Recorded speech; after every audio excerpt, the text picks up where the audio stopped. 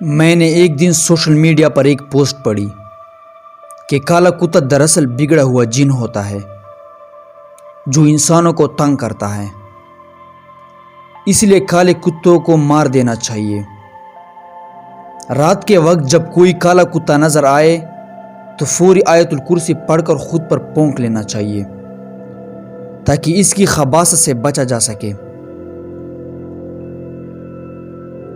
Post میں جو حوالے دیے اس سے مجھے تجسس ہوا کہ دیکھنا چاہیے کیا واقعی ایسی بات درست ہے، تو مجھے اپنی لائبریری میں جنات کی حقیقتوں پر لکھی گئی قدیمی کتاب مل گئی جس میں کئی احادیث کا ذکر دیگر کتوں کے بارے میں بتایا گیا تھا۔ آپ کی معلومات کے لیے اس کتاب میں سے کچھ روایات نقل کر رہا ہوں۔ کتاب میں لکھا ہے کہ حضرت بشر رحمۃ اللہ علیہ فرماتے ہیں کہ میں نے حضرت ابن عباس رضی اللہ عنہ کو بصرہ میں منبر پر ایک کہتی سنا ہے کہ کتے بھی جنات میں سے ہوتے ہیں مگر وہ کمزور قسم کی جنات ہوتے ہیں۔ پس اگر کھانا کھاتے وقت کسی کے پاس کتا آ جائے یا تو اس کو بھی کھانا دے دے ورنہ کھانے کو مؤخر کر دے۔ حضرت علی رضی اللہ عنہ نے اپنے دوستوں سے پوچھا کہ تم جانتے ہو کہ جنات کیسے ہوتے ہیں؟ انہوں نے کہا کہ نہیں۔ آپ رضی اللہ عنہ نے فرمایا کہ شریر کتے جنات ہی ہوتے ہیں۔ ایک اور روایت میں حضرت ابن عباس رضی اللہ عنہ سے مروی ہے، وہ فرماتے ہیں کہ کتے جنات میں سے ہوتے ہیں۔ اگر کھانا کھاتے وقت کوئی کتا آ جائے تو اس کو بھی ٹکڑا ڈال دو کیونکہ ان کا بھی جی ہوتا ہے۔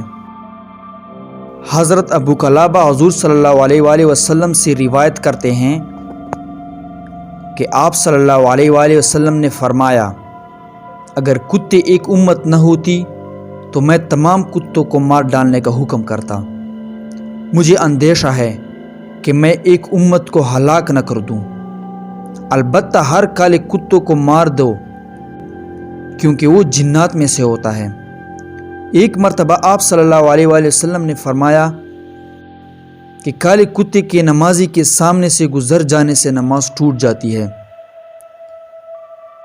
صحابہ نے عرض کیا کہ یا رسول اللہ، کالے اور سفید میں کیا فرق ہے؟ آپ صلی اللہ علیہ وآلہ وسلم نے ارشاد فرمایا کہ کالا کتا شیطان ہوتا ہے۔ ایک روایت میں آپ صلی اللہ علیہ وآلہ وسلم نے ارشاد فرمایا کہ کالا کتا شیطان ہوتا ہے، اور شیاطین عموماً کالے کتے کی شکل میں آتے ہیں، اور اس طرح کالی بلی بھی شیاطین سے ہوتی ہے کیونکہ سیاہی میں قوت شیطانی زیادہ اثر کرتی ہے۔ اگر کوئی ایک خیال کرے کہ حضور صلی اللہ علیہ وآلہ وسلم نے کالے کتے کو شیطان قرار دیا حالانکہ وہ کتوں سے پیدا ہوتا ہے، اور اسی طرح اونٹ کو بھی شیطان قرار دیا حالانکہ وہ اونٹ سے پیدا ہوتا ہے، اس کا جواب یہ ہے کہ اس کو حقیقتاً جن کہنا مراد نہیں بلکہ صرف شرارت سے تشبیہ دینا مقصود ہے،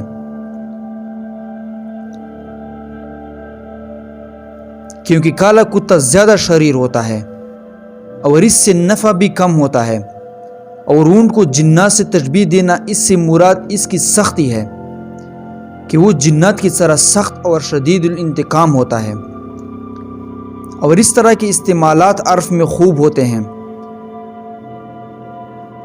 بعض آدمی کو بھی لوگ کہہ دیتے ہیں کہ بڑا شیطان ہے تو۔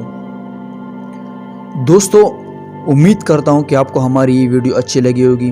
اگر ویڈیو اچھی لگی تو ہمارا channel big dream T V subscribe کریں اور ویڈیو کو لائک کریں۔